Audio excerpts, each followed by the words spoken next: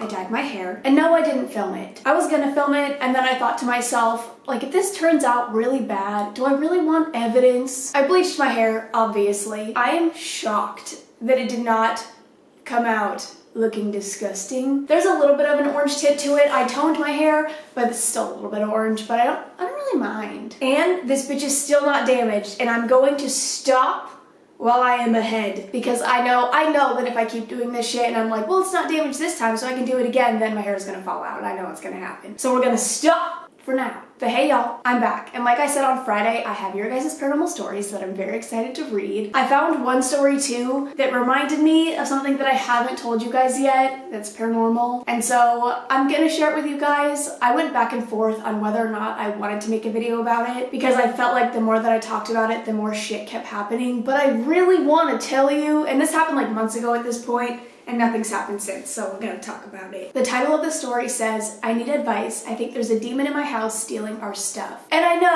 know that your brain immediately went to my fucking remote, which still is unexplained to this day. And I'm fully convinced that T took my remote and then gave my remote back. I don't really know why, and I don't know, like, the timing of it was just so fucking random, but there is more that happened after that I did not talk about. But we're gonna read this first. They said, for as long as I can remember, we've had lots of paranormal experiences in my house. It's calmed down a lot recently, knock on wood, but lately things have been disappearing and showing up weeks later. I know this is meant to share scary stories, but I don't know where else to put this. Wait, I think this is, like, I feel like anything paranormal is fine. It doesn't have to be like, boo, spooky, scary. Like, it can just be like paranormal, and that's cool. A couple years ago, my little brother had my mom's old phone. It was deactivated so he could only play games on it, but he was constantly playing on it and he was really attached to it. Then it just vanished. My mom tore the house apart and couldn't find it. Took apart our couch, the chairs, everything. A few weeks later, my mom said she felt the need to check the chair cushions. She found the phone, completely dead. This was the first place she looked. It wasn't there before. Later, a similar thing happened to me with my phone, but luckily for me, I found it a few days later outside of my house. It was in a place that somebody would have seen it if it was out there the whole time it was missing. Things like that happened a lot, especially with our phones. You'd probably think it was my mom taking them just to get us to go outside. But we complained to her so often about it, she tore the house apart looking for them every time because she was sick of us whining. The same thing happened with my brother's phone going missing, but we were out of town for the day shopping. And when we got back, I rushed to the bathroom because I had been in the car for a while. My brother's phone was sitting on the bathroom sink. Lately, it's been happening again. First, it was my mom's coffee cup. It went missing, and a couple of months later, she found it in the cabinet. She said the cup itself was hot, and there was still coffee in it. Of course, it smelled awful and was separated, but it was just sitting there. Then my brother's phone went missing again. He wouldn't misplace it. He's constantly on it and he would never lose it. I'm not sure how he got it back, but he has it back. A couple days ago, I got some new makeup products. I went to work and I only worked for a few hours since I'm a minor. When I came back, 3 things were gone. This is the first time more than one thing disappeared at once. Then the next day, while I was going to do my makeup, I put my brow powder down because I was done with it for that moment. When I went to grab it again, after touching up my forehead, it was gone. I looked around my desk thinking I knocked it off. Later that day, I found it tucked under something on the other side of my room. I didn't leave my desk area the whole time I was doing my makeup. The other stuff still hasn't come back yet. I'd be pissed. I'd be like, I spent money on that. Here's where I need advice. I don't know if I can give you advice, but I will try. We've had lots of experiences in my house, and that includes every person in the house getting 3 scratches on different parts of our bodies at different times in different ways. And heavy things have moved on their own, including my medicine cabinet being pulled away from the wall last year and being a lot further away from where it was hung for it to have just fallen on its own. Also, the staples keeping it on the wall were sticking straight out. None of them were bent. I'm just scared this could progress into something bigger. Even though things going missing is the only thing that's been happening lately. I just want to know what I can do to make these things stop or what this is. I'm thinking a demon of sorts, but I'm not sure, since those are the only things that lead me to believe it's not just an average ghost, since everything else is pretty harmless. Terrifying but harmless, like seeing things or hearing footsteps or whispers. I don't have advice for you, but maybe somebody else will. If you guys have advice, please comment it. I guess my only advice would be like have someone come to your house and see if they can like contact anything. I don't know. You can do what I did and you can sage your house and you can put like the salt. I think I only put it in my kitchen, the salt, because I had carpet, so I couldn't put the salt anywhere else. But you can like line your house with salt. There's also a wood that you can buy and you can burn it. I actually have some. I think it's Palo Santo or Palo Santo, something like that. But it's a wood that you can burn. But I do feel like after Kayla and I saged my apartment, or I think we had like rosemary, I don't know, something the psychic told us about rosemary, getting rid of evil spirits. But once we did that, things calmed down like a lot. But now I'm gonna tell y'all. So I made the video about the remote, and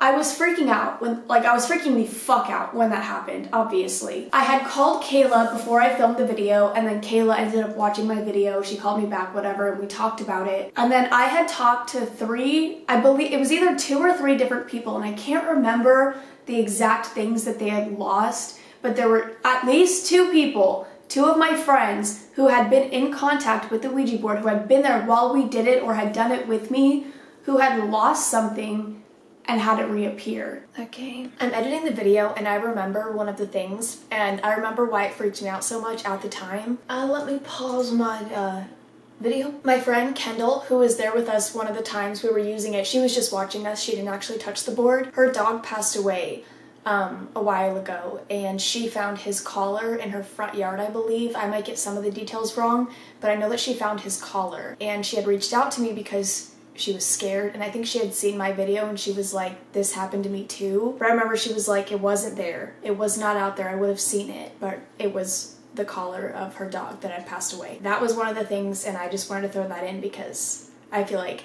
me just being like, people lost things is like stupid, and I finally fucking remembered one of them. Okay, bye. This was also something that happened like years ago when Kayla was living with me when I lived in Texas. She was living with me for like 3 months, and we both vape. She could not find her vape for the life of her.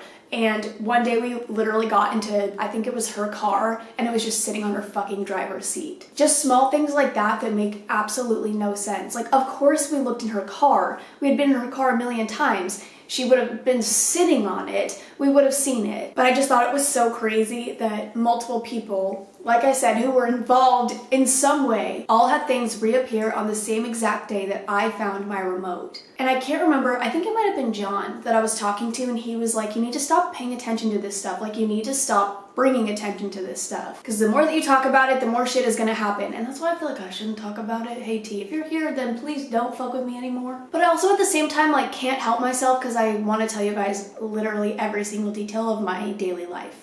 So, but that's really it. Honestly, it's not that exciting. I thought I would have more to tell you. I thought I could go into more detail, but honestly, I don't really remember everything they told me because that was like a long time ago, a couple months ago. Not a couple months ago, maybe almost a year ago, but I thought it was crazy. And on to the next story. This says, my dream demon / poltergeist. I don't know, but I got yeeted across a room. Hi Courtney, my name is Gray.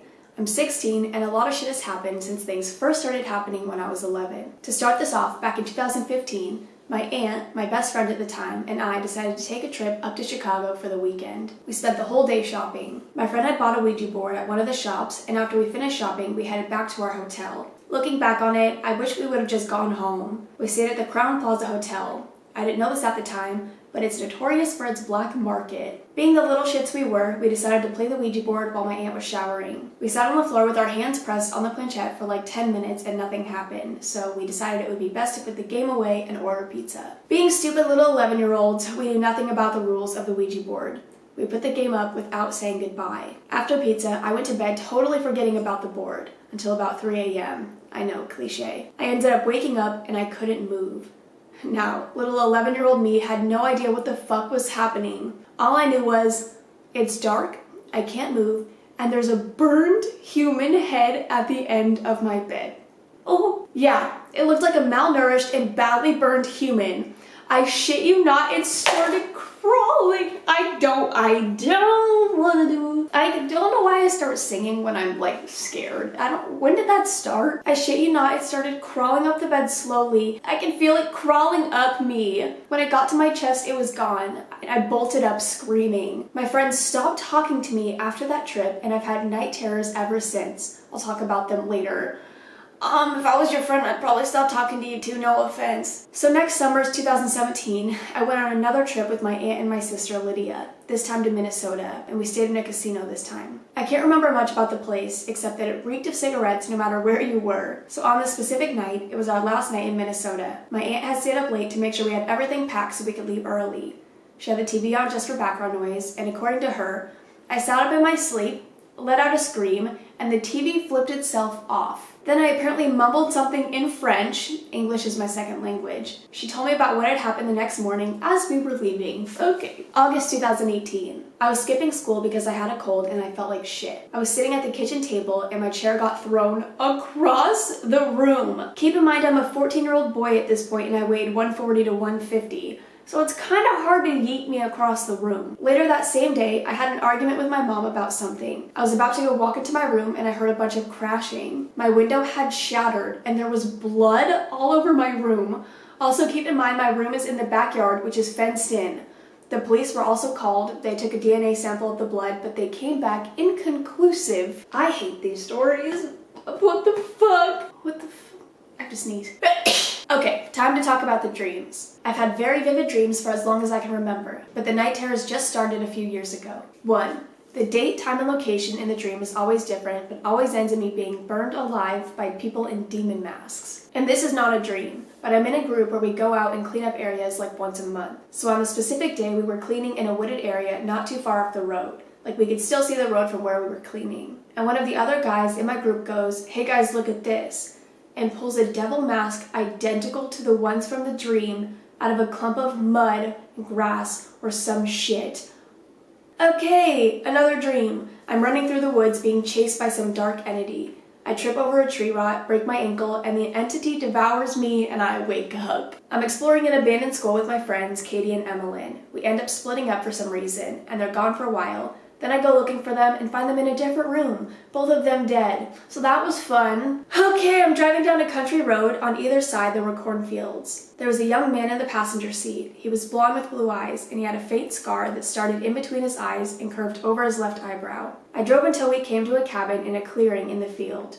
We both got out of the car and went into the house. In the dream, it was suddenly night and I was standing in the kitchen looking at the young man. He was standing in the empty living room, staring at the door. He stood there for what in the dream seemed like hours. The man then ran out of the door into the cornfield and I followed.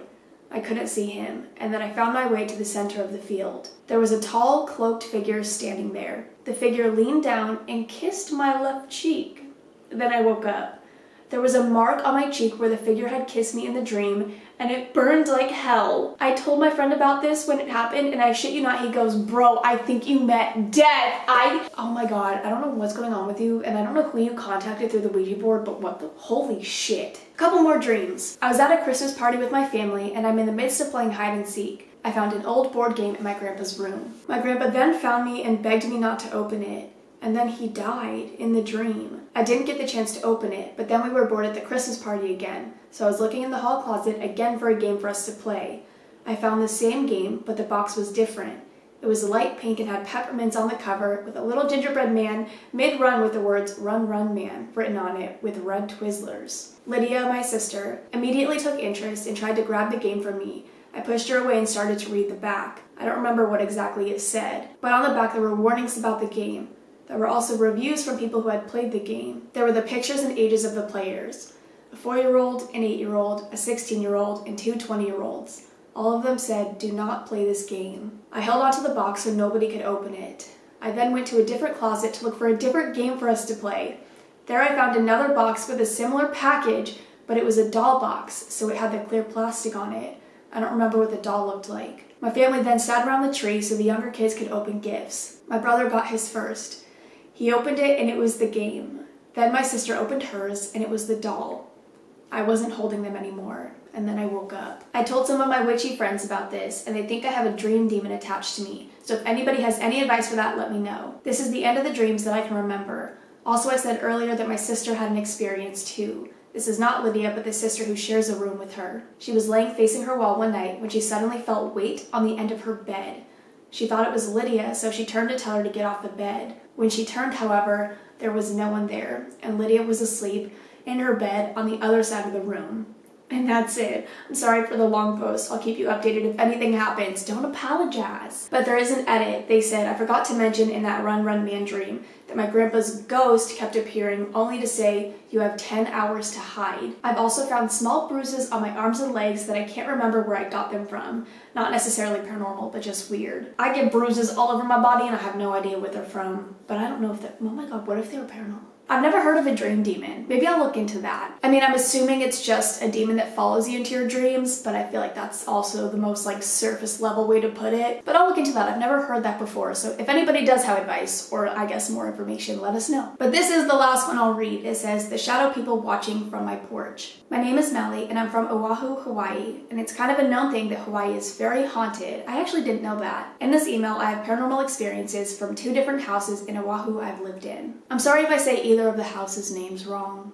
I'm dumb. The Lanikai house. 2 summers ago, we moved to Lanikai Beach in Oahu. It was my dad's dream ever since he was a young boy from Oahu. He found a beach house in the Lanikai Loop and decided we would spend the summer there. When I walked in, I saw the house was fully furnished, and I felt a little uneasy about it because I've never lived in a house that was fully furnished with someone else's stuff. Anyways, on to the weird shit. The first few nights, I fell asleep on the floor in the living room while my parents were watching TV. Late at night when I would fall asleep, I would jolt awake, freezing, as if somebody had just walked right by me. When this would happen, I would go to my room, which made me more uneasy because the room I was staying in had 2 twin beds in it, and I was always scared I would see somebody sitting there looking at me. A few weeks after I stopped falling asleep in the living room and actually slept in my room, I would start hearing heavy footsteps. Oh my god, that literally just scared the fuck out of me. I would start hearing heavy footsteps at night. I thought I was crazy because I had never experienced this before, but when I told my mom about it, she told me that she had been hearing similar things, but thought it was just me walking around at night since I stay up late. About a month into living there, my parents put the extra TV in my room that we had from moving, so I would spend most of my time in my room when I wasn't at the beach. Every night, once it would get dark, I would get this feeling that somebody was outside in the bushes behind my window. This would happen every single night, and my mom believed me to the point that she was trying to get my dad to put motion detecting lights around the house because she heard the same things and more. My mom said she heard the same things as me, but at night, sometimes she would see flashes, but my dad would say it's probably just a car from outside. And I don't know who'd be driving into our neighborhood that late. There's no shops or anything, just the beach. Also, both my parents had jobs when I moved to Hawaii with them, so I would be at home alone all day. One time I went into the garage to look for some of my stuff we shipped from San Diego in the move, when I heard a door slam inside. I never went in the garage by myself again. I'm not sure what the fuck is in that house, but whatever it was scared the fuck out of me. And then this is the Moana House. I'm not gonna say it right. Manoa, I really want to say, what's that bitch's name? Moana. I really want to say the Moana House. I might just call it that because I love Moana. And speaking of Moana, my brother and his girlfriend love the music from that movie, and they blast it. They literally blast it from their end of the house. So this is the Moana House. After we moved away from Lanikai, we moved into a huge 3,000 square foot house in Moana Valley. I went with my mom to the open house and I thought it was a beautiful house, especially because I'm trying to get my interior design degree. Oh shit! But anyways, the house was a historical residence, so it's exactly the same way it's been since 1912, which makes it even more creepy. When we first moved in, I had originally thought about moving into the room with the window seat, but changed my mind last minute to move into the room that leads into the sunroom because it had a walk-in closet and more open layout. Shortly after we got settled in, I started feeling uneasy staying up late watching TV in the living room. From our front porch, there were 2 entryways to the house. There's one that you walk up about 5 stairs to walk through, and one that connects to the living room, which is 2 sliding glass doors. Late at night, when I would stay up to watch TV, I would always feel like somebody was watching me from the porch. I would feel this every night, and I told my mom this, and that I should have a TV in my room so that I don't have to stay downstairs late at night, but my dad wouldn't let me. I guess because he thought I would do some hood rat shit or whatever. Anyways, late at night one time, I went upstairs to my room to go to sleep. I was half asleep when I heard my closet door start to open. There was no way it could have been blown open because there are no windows in the closet, and the door opens outwards. I turned to look towards the closet door, and I deadass saw that shit opening. I was spooked to 100 and threw my covers over my head and fell asleep. How the fuck do you fall asleep? Also, while we were living in this house, my older sister came to visit and brought my cat, because in Hawaii, you have to do a bunch of stuff to bring a pet from the mainland so that they don't have to quarantine it. I didn't know that either. And oh boy, that's when things kicked up a notch. She started running around. No, not running, fucking sprinting around, meowing as loud as she can. I asked my mom why she thinks my cat is doing this, and she says, probably chasing off the ghosts. What the fuck, Mom? A few months later, my parents decided to go to New Orleans for vacation and leave me in Oahu alone. I was going to have a friend stay with me, but my best friend at the time ghosted me. The irony. Well, she stopped talking to me for whatever reason, and I was alone the whole time. The first night I was alone, I came home from work and watched TV. I was playing games on my phone while I saw a shadow figure looking at me from the porch. I got up and turned the porch light on because I initially thought it was a person, but there was nothing. I was low-key confused, so I went back to watching TV. That's when my cat went to the door and started meowing. I tried to call her away from the door, but she wouldn't budge. Needless to say, I was spooked, so I called my friend, got in the car, and skirted out of there. Over the course of the time we lived there, we saw shadow people watching us, cold chills from something walking past us, my cat chasing things late at night, etc. To this day, my mom insists that she thinks they were not evil spirits, but do we ever really know? Oh, and they also said, thanks for reading my story. I'm actually thinking of starting a YouTube with exploration videos and maybe some haunted places in Oahu. My YouTube name is Melanie Rose. Go subscribe to her. Wait, that's so cool. I want to see your shit. Why are all of you so haunted? That's all I'm gonna read for now. I tried to fix my subreddit, like I tried to look at it, but I don't know what the fuck is wrong with it. And so again, if any of you know how to fix it, because nobody can post on it, so if you know how to fix that, please let me know, because I genuinely have no idea. I don't know if I just start a new one, which I can totally do that, like that's easy. For now, I'll just take stories off of the email. I'll see if I can figure it out. If I can't within like the next couple of days or the next week or so, then I'll just take stories from the email. So I'll have that link down below. Please help me fix my subreddit, please. I hate the email.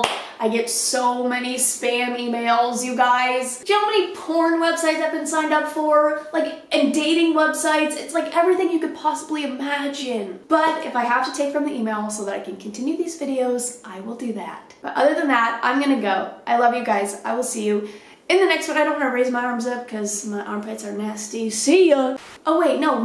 Bye. Oh, and now it's see ya. See ya.